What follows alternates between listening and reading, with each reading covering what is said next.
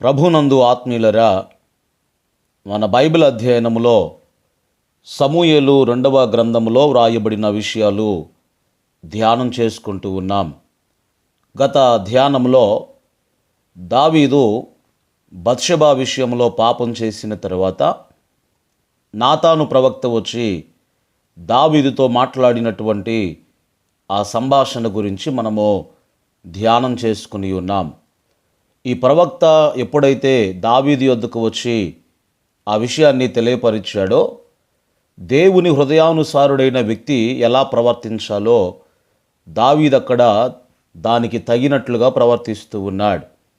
12వ అధ్యాయము 13వ వచనములో రాయబడిన మాట, నేను యెహోవాకు వ్యతిరేకముగా పాపము చేసి తిని అని దావీదు నాతాను ప్రవక్తతో మాట్లాడుతూ ఉన్నాడు.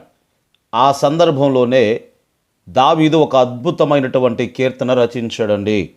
అదే 51వ కీర్తన 4వ వచనములో 11వ వచనములో మనం చదువుకుంటే, నీకు కేవలము నీకే విరోధముగా నేను పాపము చేసి ఉన్నాను, నీ దృష్టి ఎదుట నేను చెడుతనము చేసి ఉన్నాను, కావున ఆజ్ఞ ఇచ్చునప్పుడు నీవు నీతిమంతుడవుగా అగపడుదువు, తీర్పు తీర్చున్నప్పుడు నిర్మలుడవుగా అగపడుదువు.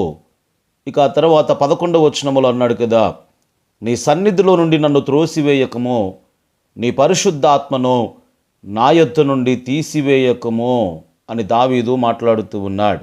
ఈ అధ్యాయం అంతా కూడా పశ్చాత్తాపంతో ఆయన రచించినటువంటి కీర్తన ఇది. కానీ సౌలు జీవితాన్ని జాగ్రత్తగా మనం అర్థం చేసుకుంటే, సమూయేలు ప్రవక్త వచ్చి నీవు చేసింది తప్పు అని సౌలును గద్దించినప్పుడు అతడు తన తప్పును ఒప్పుకోలేదు, కానీ దానిని కప్పిపెట్టడానికి ప్రయత్నం చేశాడు. కానీ దావీదు సౌలు వలె తన పాపమును కప్పివేయడానికి అతడు ప్రయత్నం చేయలేదు అనే విషయాన్ని మనమందరము కూడా గ్రహించాలి. అక్కడ సౌలు ఏమన్నాడు తెలుసా?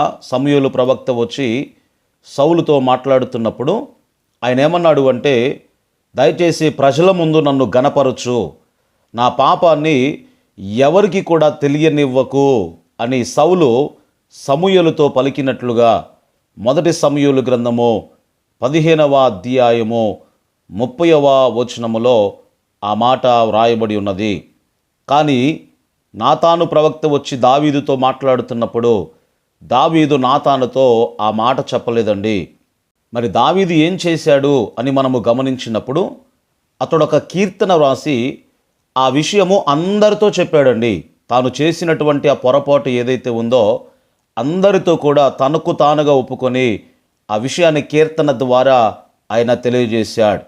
దావీదులో ఉన్నటువంటి అద్భుతమైన విషయం ఏమిటంటే, అతడు ఆత్మానుసారుడు కానప్పుడు ఆత్మానుసారుడు వలె నటించలేదు.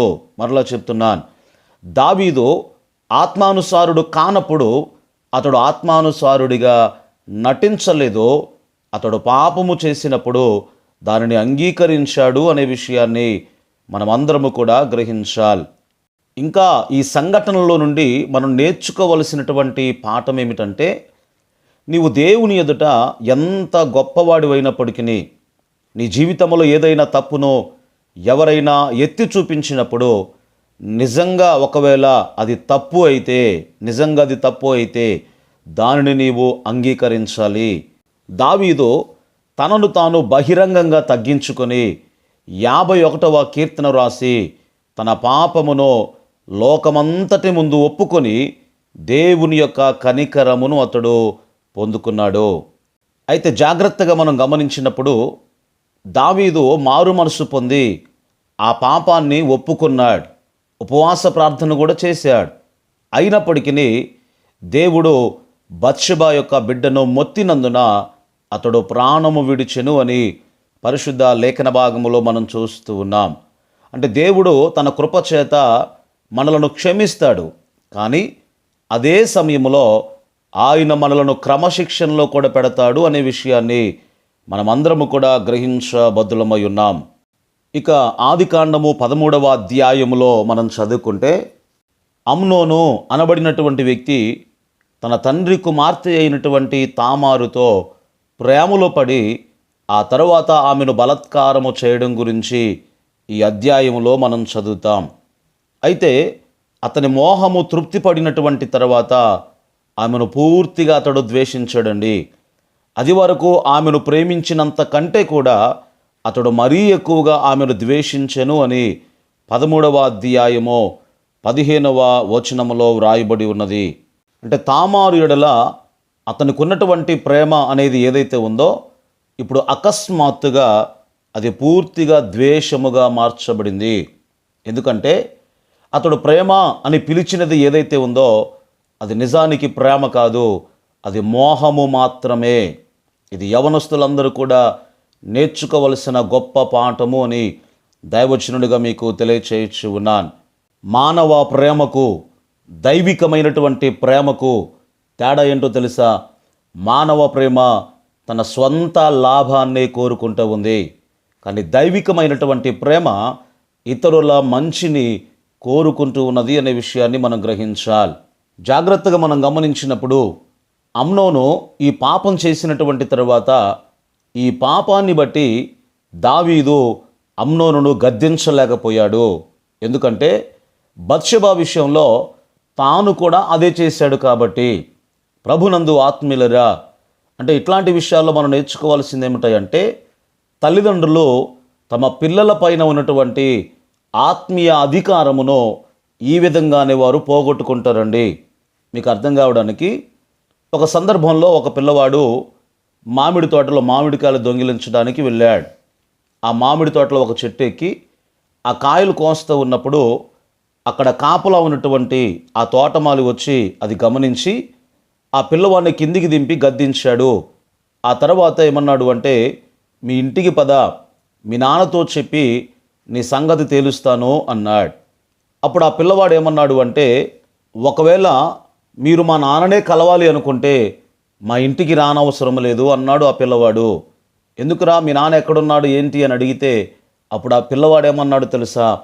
మా నాన్న కూడా ఇదే తోటలో ఇంకో చెట్టు మీద ఉన్నాడు అని ఆ పిల్లవాడు సమాధానం ఇచ్చాడండి. జాగ్రత్తగా మీరు గమనించినప్పుడు ఒక తండ్రి తాగుబోతైనప్పుడు ఆ పిల్లవాడు కూడా దాన్ని అనుసరిస్తాడు. ఆ పిల్లవాడు దాన్ని అనుసరిస్తున్నప్పుడు తండ్రి గద్దించలేనటువంటి ఆ స్థాయిలో ఉంటాడు. ఎందుకొరకంటే ఆ పిల్లవాడు ఏమంటాడు తెలుసా?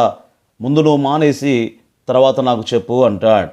అదే రీతిగా దావీదు కూడా బత్షెబా విషయంలో అతడు పాపం చేశాడు కాబట్టి అమ్నోను ఆ పాపం చేసినప్పుడు దావీదు ఆ అమ్నోనును గద్దించలేనటువంటి ఆ స్థితిలోనికి జారిపోయాడు.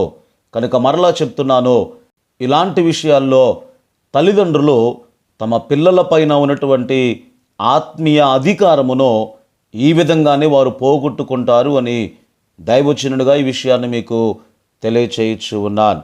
మరికొన్ని విషయాలు మరుసటి ధ్యానములో మనం నేర్చుకుందాం.